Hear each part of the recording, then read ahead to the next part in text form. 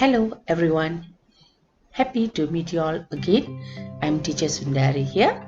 Welcome to my channel. Show, don't tell. The rule is exactly as it sounds. It does not matter what you are writing. Your words should always show what you mean, or show readers the action, the character, or the idea, rather than simply telling them about it.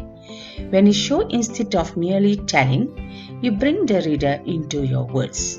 You draw readers into what they are reading and make them part of the action, idea, or scene. Well, in previous lesson in part 1, we already learned this show don't tell strategy, but mainly focus on characters' emotions, remember? If you don't, then do watch Improve Your Writing Show Don't Tell Part 1. Now, for this lesson, we are going to focus on the sense of setting. Settings need to be described in detail so that the reader can picture the place clearly in their mind. Setting is also called scene or sense of place. Setting the scene lets the reader know what types of literary world he or she is entering, so that he or she can get grounded and experience it more fully. Moreover, it is a good way to lend immediacy to your writing, as the reader should be able to imagine themselves in that very setting.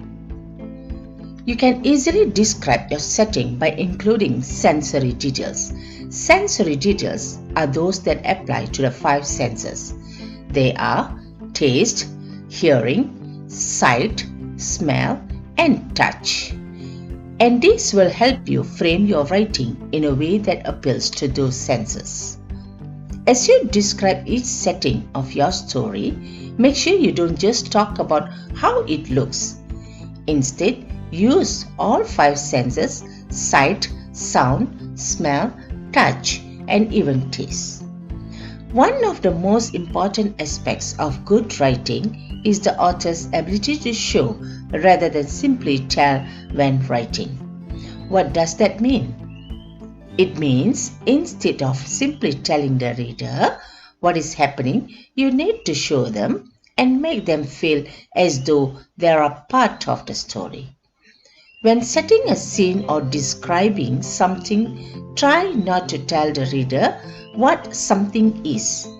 Instead, allow the reader to experience the scene through the use of the 5 senses. What can you see? What can you hear? How does it feel? How does it smell? How does it taste? By incorporating the 5 senses when describing something, the reader can become immersed in the scene of story. The reader can put him or herself in the character's position and relate to what is happening. Now, let's look at the example here. The first sentence, it was a hot day. The second sentence, the sun blazed in the sky. I squinted as the sun beats down and almost blinding me. Bits of sweat trickled down my forehead. Now, which one is better? Yeah, it is clearly can be seen that the first sentence is telling. It doesn't do a great job of really showing the impact of setting, right? So, the second one is much more better. You can see how a simple sentence that merely tells us that it's a hot day can be transformed into a much more descriptive piece that shows the reader that the day is hot.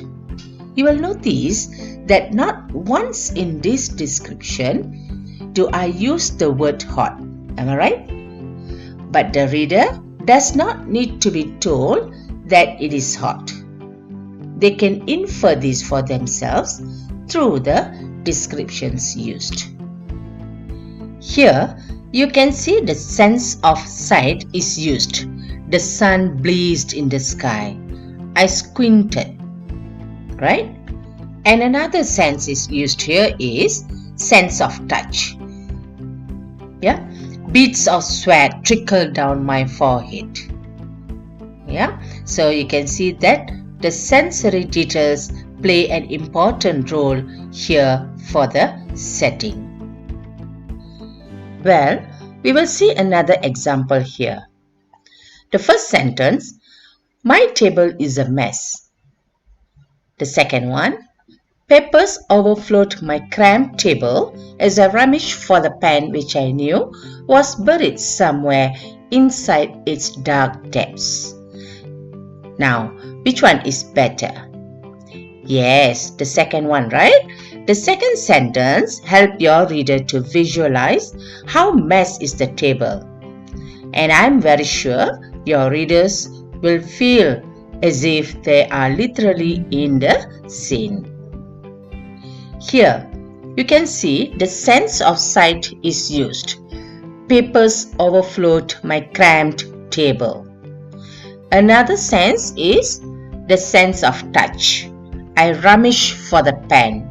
So here you can see there are two senses of sight and touch are used. Here is a great example of concise and multisensory setting description. The morning sun shone gently on my skin as I entered City Park. Although it was still early, there were already people jogging and cycling. A group of people was practicing Tai Chi and moving along with the slow music. There was a gentle breeze blowing at me as I strolled along the dusty and rough tracks. Leaves rustled above me and a lone bird was chirping nearby. I took a deep breath. The smell of morning dew made me feel relaxed and at peace. Well, before we identify the sensory details for this scene, let me just tell you that there are two ways that you can do this with me. One is, if you like a little more time to identify the senses, then just pause the video and you can identify the senses used. You can think about it and then you can follow me as I go through it. Or if you feel you can do it right away, then join me right now. Okay, let's get started. Okay, the morning sun shone gently on my skin as I entered City Park. Okay, here morning sun shone gently on my skin. So it is what sense is used here? Yes, it is the sense of touch. Okay, you can feel it. Am I right? Okay, we carry on. Although it was still early, there were already people jogging and cycling.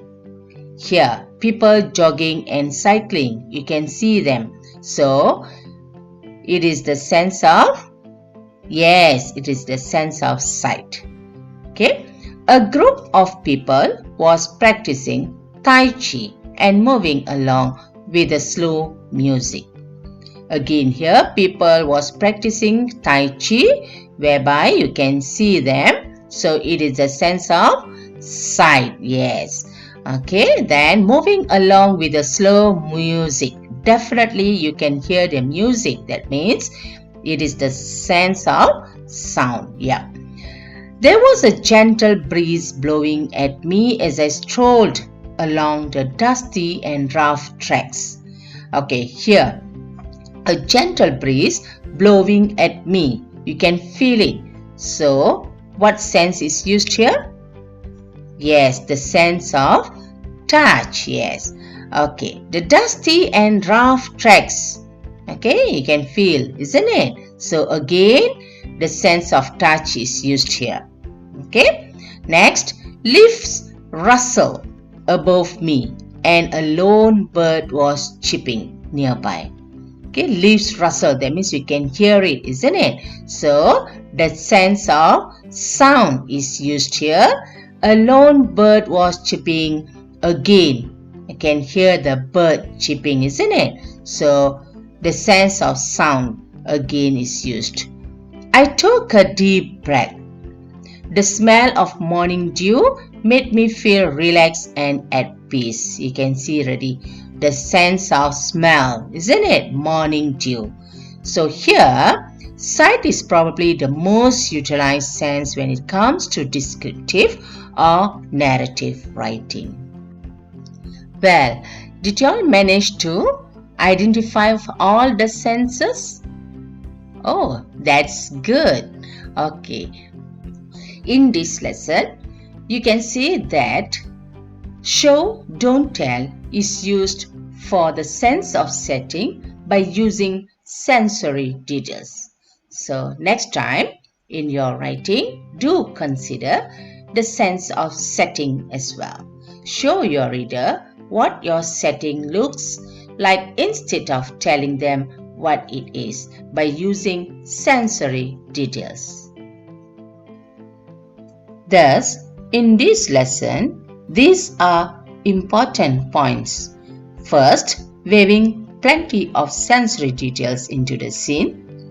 The next one, the sense of setting by using these 5 senses will definitely make the reader visualize what you are describing the scene or event.